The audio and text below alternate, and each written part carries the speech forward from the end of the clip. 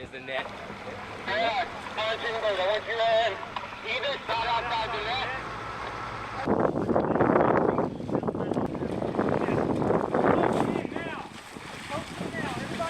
He's in the bag.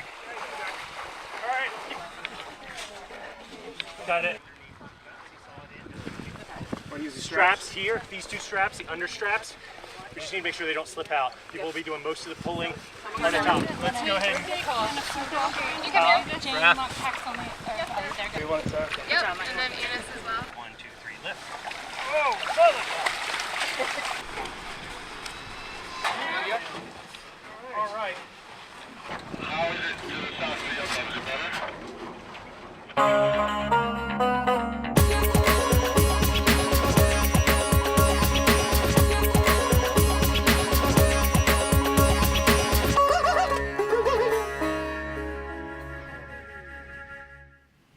This week on Animal Matters, we're all about the 3 R's.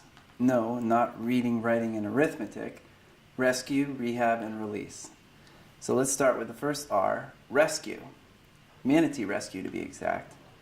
Manatees are a warm water mammal, but last year a female manatee wandered all the way up here to the shores of Cape Cod. When water temperatures dip below 68 degrees Fahrenheit, manatees are at risk of becoming cold stunned, eventually leading to death. So yeah, we had to save her.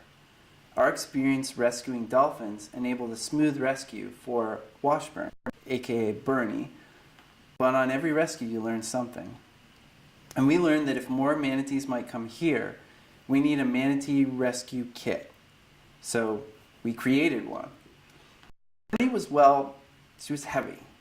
During her rescue, it took 14 responders to lift the 800-pound mammal. So now, in our response kit, you'll find moving straps that allow multiple people to lift a manatee without injuring themselves or the animal. Check! Once Bernie was out of the water, she needed fluids, which means she had to have a tube running down into her stomach. Had we run the tube through her mouth like a dolphin, Bernie could have ground it down with her teeth. So instead, we ran the tube through her nose. So, special E-proof intubation technique? We got that. Check.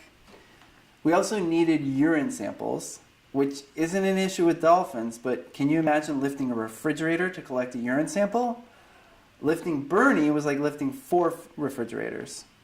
So within our kit now is a sleek disc that we can just slide right under a manatee and collect samples that helps us treat and care for them. Check. Ocean temperatures are rising, and the warmer the water gets, the more likely it is for wayward manatees like Washburn to find their way up north.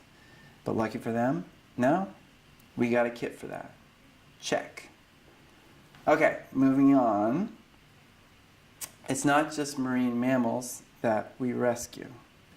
So let's go to Mexico City, where entire communities have been reduced to rubble in the wake of a 7.1 magnitude earthquake. IFAW's team from Playa del Carmen immediately deployed to offer assistance to animals and people in distress. IFAW veterinarian Erica Flores was on scene and discovered many people like Lupita, who was sleeping next to her destroyed home, where her cat lay trapped inside. Although Lupita safely escaped her crumbling home, her cat, Canelita, which means cinnamon in Spanish, was still in the rubble, too afraid to leave.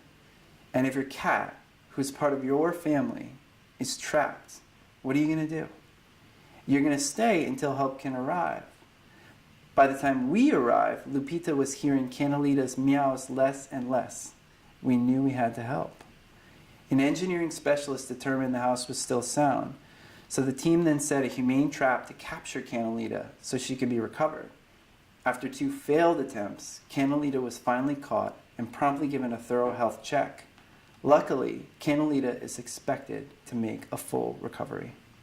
Stories like this remind us of how important this rescue work is. You cannot help a whole community without helping the community's animals. So we got rescue down, but what about the next R? Rehab. Certainly some animals like cats can go right back to their owners if they're otherwise unharmed, but what about wildlife?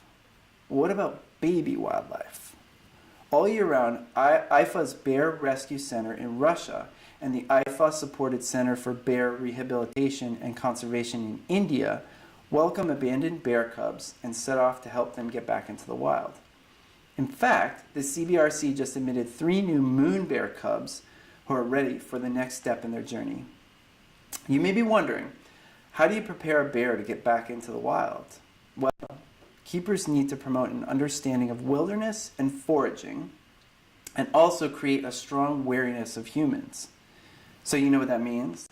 Well, first it means staying out of view while they're eating, because most wild bears, they don't eat with humans hanging around. It also means wearing sterile coats and slippers, because humans stink, even me.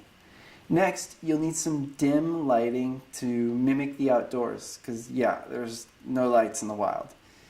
And maybe hardest of all, it means no talking. Shh. Needless to say, this isn't easy work. But we've been at this for 20 years. We were actually the first to release bears back into the wild in India. You cannot say that we barely know what we're doing. Come on, it's just a bear pun. But still, with every animal rescued, we learn a little bit more. Okay, so to close out this week, how about we, cover rescue, rehab, and release all in one story? Can we even do that? You bet we can. So for that, let's go to Africa.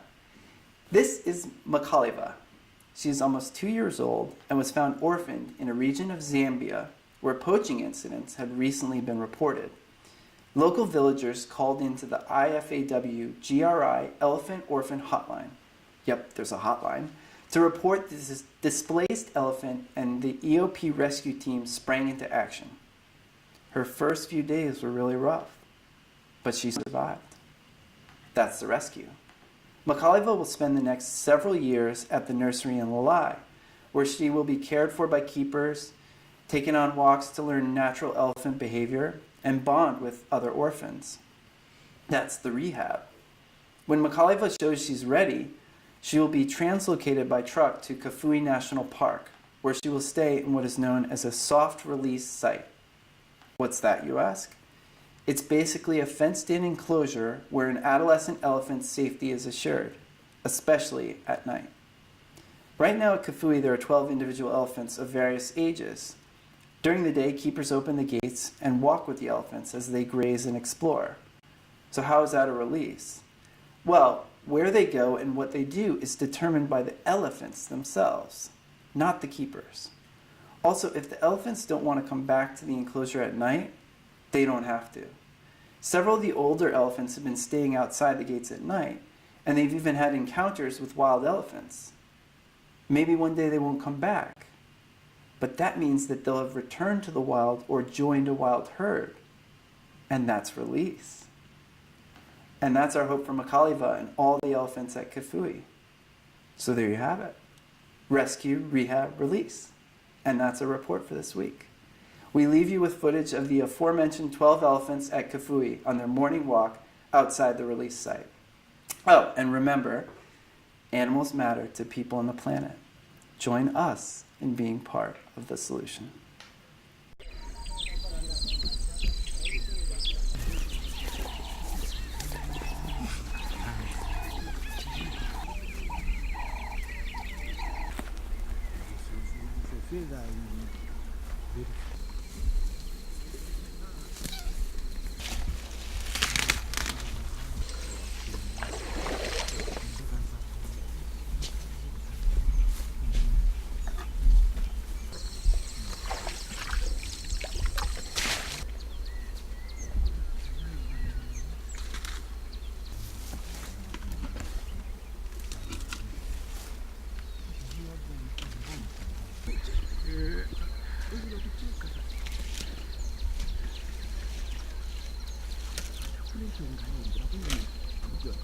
Ini